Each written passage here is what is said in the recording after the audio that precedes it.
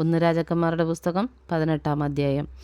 ഏറിയ നാൾ കഴിഞ്ഞിട്ട് 3-ാം സംവത്സരത്തിൽ ഏലിയാവിന് യഹോവയുടെ അരുളപ്പാടുണ്ടായി, നീ ചെന്ന് ആഹാബിനോ നിന്നെ തന്നെ കാണിക്ക, ഞാൻ ഭൂതലത്തിൽ മഴ പെയ്യിപ്പാൻ പോകുന്നെന്ന് പറഞ്ഞു. ഏലിയാവ് ആഹാബിന് തന്നെത്താൻ കാണിപ്പാൻ പോയി. ക്ഷാമമോ ശമരിയൽ കഠിനമായിരുന്നു. ആകയാൽ ആഹാബ് തൻ്റെ ഗ്രഹവിചാരനായ ഒബദ്യാവെ ആളയച്ചു വരുത്തി. ഒബദ്യാവോ യഹോവയിങ്കൽ മഹാഭക്തനായിരുന്നു. ഇസബേൽ യഹോവയുടെ പ്രവാചകന്മാരെ കൊല്ലുമ്പോൾ ഒബദ്യാവ് 100 പ്രവാചകന്മാരെ കൂട്ടിക്കൊണ്ട് ചെന്ന് ഓരോ ഗുഹയിൽ 50 പേരായി ഒളിപ്പിച്ച് അപ്പവും വെള്ളവും കൊടുത്ത് രക്ഷിച്ചു. ആഹാബ് ഒബദ്യാവോട്, നീ നാട്ടിലുള്ള എല്ലാ നീരുറവുകളുടെയും തോടുകളുടെയും അരികത്തി എന്ന് നോക്കുക. പക്ഷേ മൃഗങ്ങളെല്ലാം നശിച്ചു പോകാതെ കുതിരകളെയും കോവർ കഴുതകളെയും എങ്കിലും ജീവനോടെ രക്ഷിപ്പാൻ നമുക്ക് പുല്ല് കിട്ടുമെന്ന് പറഞ്ഞു. അവർ ദേശത്തൂടി സഞ്ചരിക്കേണ്ടതിന് അതിനെ തമ്മിൽ പകർത്തു. ആഹാബ് തനിച്ചൊരു വഴിക്ക് പോയി, ഒബദ്യാവൻ തനിച്ച് മറ്റൊരു വഴിക്ക് പോയി. ഒബദ്യാവ് വഴിയിലിരിക്കുമ്പോൾ ഏലിയാവ് എതിരേറ്റു വരുന്നത് കണ്ടു. അവനെ അറിഞ്ഞിട്ട് സാഷ്ടാംഗം വീണു. എൻ്റെ യജമാനായ ഏലിയാവോ എന്ന് ചോദിച്ചു. അവനോട്, അതെ, ഞാൻ തന്നെ. നീ ചെന്ന് ഏലിയാവ് ഇവിടെ ഉണ്ടെന്ന് നിൻ്റെ യജമാനനോട് ബോധിപ്പിക്കുക എന്ന് പറഞ്ഞു. അതിനവൻ പറഞ്ഞത്, അടിയനെ കൊല്ലേണ്ടതിന് ആഹാബിൻ്റെ കയ്യിൽ ഏൽപ്പിപ്പാൻ അടിയൻ എന്തു പാപം ചെയ്തു? നിന്റെ ദൈവമായ യഹോവയാണോ? നിന്നെ അന്വേഷിപ്പാൻ എൻ്റെ യജമാനൻ എന്നെ അയക്കാത്ത ജാതിയും രാജ്യവുമില്ല. നീ അവിടെ ഇല്ല എന്ന് അവർ പറഞ്ഞപ്പോൾ അവൻ ആ രാജ്യത്തെയും ജാതിയും കൊണ്ട് നിന്നെ കണ്ടിട്ടില്ല എന്ന് സത്യം ചെയ്യിച്ചു. ഇങ്ങനെ ഇരിക്കെ നീ എന്നോട്, ചെന്ന് നിൻ്റെ യജമാനനോട് ഏലിയാവ് ഇവിടെ ഉണ്ടെന്ന് ബോധിപ്പിക്കുക എന്ന് കൽപ്പിക്കുന്നുവല്ലോ. ഞാൻ നിന്നെ പിരിഞ്ഞുപോയ ഉടനെ യഹോവയുടെ ആത്മാവ് നിന്നെ ഞാൻ അറിയാത്തൊരു സ്ഥലത്തേക്ക് എടുത്തുകൊണ്ടു പോകും. ഞാൻ ആഹാബിനോട് ചെന്നറിയിക്കുകയും അവൻ നിന്നെ കണ്ടെത്താതെ ഇരിക്കുകയും ചെയ്താൽ അവൻ എന്നെ കൊല്ലുമല്ലോ. അടിയനോ ബാല്യം മുതൽ യഹോവ ഭക്തനാകുന്നു. ഇസബേൽ യഹോവയുടെ പ്രവാചകന്മാരെ കൊല്ലുമ്പോൾ ഞാൻ യഹോവയുടെ പ്രവാചകന്മാരെ 100 പേരെ ഓരോ ഗുഹയിൽ 50 പേരായി ഒളിപ്പിച്ച് അപ്പവും വെള്ളവും കൊടുത്ത് രക്ഷിച്ച വസ്തുത യജമാനൻ അറിഞ്ഞിട്ടില്ലയോ? അങ്ങനെ ഇരിക്കെ നീ എന്നോട് ചെന്ന് നിന്റെ യജമാനോട് ഏലിയാവ് ഇവിടെ ഉണ്ടെന്ന് ബോധിപ്പിക്കുക എന്ന് കൽപ്പിക്കുന്നുവോ? അവൻ എന്നെ കൊല്ലുമല്ലോ. അതിന് ഏലിയാവ്, ഞാൻ സേവിച്ചു നിൽക്കുന്ന സൈന്യങ്ങളുടെ യഹോവയാണ്, ഞാനിന്ന് അവനെ എന്നെ തന്നെ കാണിക്കുമെന്ന് പറഞ്ഞു. അങ്ങനെ ഒബദ്യാവ് ആഹാബിനെ ചെന്ന് കണ്ട് വസ്തുത അറിയിച്ചു. ആഹാബ് ഏലിയാവെ കാണുവാൻ ചെന്നു. ആഹാബ് ഏലിയാവെ കണ്ടപ്പോൾ അവനോട്, ആറിത് ഇസ്രായേലിനെ കഷ്ടപ്പെടുത്തുന്നവനോ എന്ന് ചോദിച്ചു.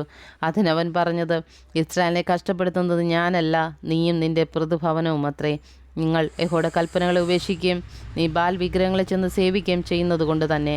എന്നാൽ ഇപ്പോൾ ആളയച്ച എല്ലാ ഇസ്രായേലിനെയും ബാലിൻ്റെ 450 പ്രവാചകന്മാരെയും ഇസബേലിൻ്റെ മേശയെങ്കിൽ ഭക്ഷിച്ചു വരുന്ന 400 അശേര പ്രവാചകന്മാരെയും കർമ്മേൽ പർവ്വതത്തിൽ എൻ്റെ അടുക്കൽ കൂട്ടിവരുത്തുക. അങ്ങനെ ആഹാബ് എല്ലാ ഇസ്രായേൽ മക്കളുടെയും അടുക്കൽ ആളയച്ച് കർമ്മേൽ പർവ്വതത്തിൽ ആ പ്രവാചകന്മാരെ കൂട്ടിവരുത്തി. അപ്പോൾ ഏലിയാവ് അടുത്തുനിന്ന് സർവ്വജനത്തോടും, നിങ്ങൾ എത്രത്തോളം 2 തോണിയിൽ കാൽ വയ്ക്കും? യഹോവ ദൈവമെങ്കിൽ അവനെ അനുഗമിപ്പീൻ, ബാലെങ്കിലോ അവനെ അനുഗമിപ്പീൻ എന്ന് പറഞ്ഞു. എന്നാൽ ജനം അവനോട് ഉത്തരമൊന്നും പറഞ്ഞില്ല. പിന്നെ ഏലിയാവ് ജനത്തോട് പറഞ്ഞത്, യഹോവയുടെ പ്രവാചകനായി ഞാൻ ഒരുത്തൻ മാത്രമേ ശേഷിച്ചിരിക്കുന്നുള്ളൂ. ബാലിൻ്റെ പ്രവാചകന്മാരോ 450 പേരുണ്ട്.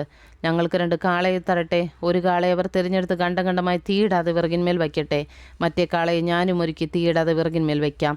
നിങ്ങൾ നിങ്ങളുടെ ദേവൻ്റെ നാമത്തെ വിളിച്ചപേക്ഷിപ്പീൻ, ഞാൻ യഹോവയുടെ നാമത്തെ വിളിച്ചപേക്ഷിക്കാം. തീ കൊണ്ട് ഉത്തരം അരുളുന്ന ദൈവം തന്നെ ദൈവം വന്നിരിക്കട്ടെ. അതിനു ജലമെല്ലാം അത് നല്ല വാക്കെന്ന് ഉത്തരം പറഞ്ഞു. പിന്നെ ഏലിയാവ് ബാലിൻ്റെ പ്രവാചകന്മാരോട്, നിങ്ങളൊരു കാളയെ തിരഞ്ഞെടുത്ത് ആദ്യം ഒരുക്കിക്കൊള്ളുവീൻ. നിങ്ങൾ അധികം പേരുണ്ടല്ലോ, എന്നിട്ടും തീയിടാതെ നിങ്ങളുടെ ദേവൻ്റെ നാമത്തെ വിളിച്ചപേക്ഷിപ്പീൻ എന്ന് ഉത്തരം പറഞ്ഞു. അങ്ങനെ അവർക്ക് കൊടുത്ത കാളയെ അവർ എടുത്തൊരുക്കി. ബാലയെ ഉത്തരമരുളണമേ എന്ന് രാവിലെ തുടങ്ങി ഉച്ചവരെ ബാലിൻ്റെ നാമത്തെ വിളിച്ചപേക്ഷിച്ചു. ഒരു ശബ്ദമോ ഉത്തരമോ ഉണ്ടായില്ല.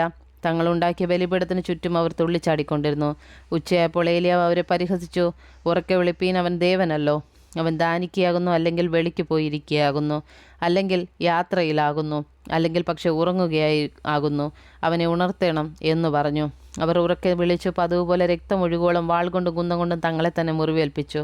ഉച്ച തിരിഞ്ഞിട്ട് ഭോജനയാഗം കഴിക്കുന്ന സമയം വരെ അവർ വെളിച്ചപ്പെട്ടു കൊണ്ടിരുന്നു. എന്നിട്ടും ഒരു ശബ്ദമോ ഉത്തരമോ ശ്രദ്ധയോ ഉണ്ടായില്ല. അപ്പോൾ ഏലിയാവ്, എൻ്റെ അടുക്കൽ വരുവിനെന്ന് സർവ്വജനത്തോടും പറഞ്ഞു. സർവ്വജനവും എൻ്റെ അടുക്കൽ ചേർന്നു. അവൻ ഇടിഞ്ഞു കിടന്ന യഹോവയുടെ യാഗപീഠം നന്നാക്കി. നിനക്ക് ഇസ്രായേൽ എന്ന് പേരാകുമെന്ന് യഹോവയുടെ അരുളപ്പാട് ലഭിച്ച യാക്കോബിൻ്റെ പുത്രന്മാരുടെ ഗോത്ര സംഖ്യയ്ക്കൊത്തവണ്ണം 12 കല്ലെടുത്തു. കല്ലുകൊണ്ട് യഹോവയുടെ നാമത്തിൽ ഒരു യാഗപീഠം പണിതു. യാഗപീഠത്തിൻ്റെ ചുറ്റും 2 സെയ വിത്ത് വിതപ്പാൻ മതിയായ വിസ്താരത്തിൽ തോടുണ്ടാക്കി. പിന്നെ അവൻ വിറകടുക്കി കാളയെ ഖണ്ഡം ഖണ്ഡമായി വിറകിന്മീതെ വെച്ചു. 4 തൊട്ടിയിൽ വെള്ളം നിറച്ച് ഹോമയാഗത്തിന്മേലും വിറകിന്മേലും ഒഴിപ്പീനെന്ന് പറഞ്ഞു.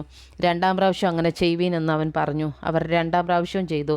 അതിൻ്റെ ശേഷം 3-ാം പ്രാവശ്യം അങ്ങനെ ചെയ്യുവീനെന്ന് അവൻ പറഞ്ഞു. അവർ 3-ാം പ്രാവശ്യവും ചെയ്തു. വെള്ളം യാഗപീഠത്തിന് ചുറ്റുമൊഴുകി. അവൻ തോട്ടിലും വെള്ളം നിറച്ചു. ഭോജനയാഗം കഴിക്കുന്ന നേരമായപ്പോൾ ഏലിയ പ്രവാചകൻ അടുത്തു ചെന്നു, അബ്രഹാമിൻ്റെയും ഇസഹാക്കിൻ്റെയും ഇസ്രായേലിൻ്റെ ദൈവമായ യഹോവേ, ഇസ്രായേലിൽ നീ ദൈവമെന്നും ഞാൻ നിന്റെ ദാസനെന്നും ഈ കാര്യങ്ങളൊക്കെയും ഞാൻ നിന്റെ കൽപ്പന പ്രകാരം ചെയ്തുവെന്നും ഇന്ന് വെളിപ്പെട്ടു വരട്ടെ. യഹോവേ, എനിക്ക് ഉത്തരമരുളണമേ. നീ തന്നെ യഹോവേ, നീ തങ്ങളുടെ ഹൃദയം വീണ്ടും തിരിച്ചെന്ന് ഈ ജനം അറിയേണ്ടതിന് എനിക്ക് ഉത്തരമരുളണമേ എന്ന് പറഞ്ഞു. ഉടനെ കൂടെ തീയിറങ്ങി ഹോമയാഗവും വിറകും മണ്ണും ദഹിപ്പിച്ച് തോട്ടിലെ വെള്ളവും വറ്റിച്ചു കളഞ്ഞു.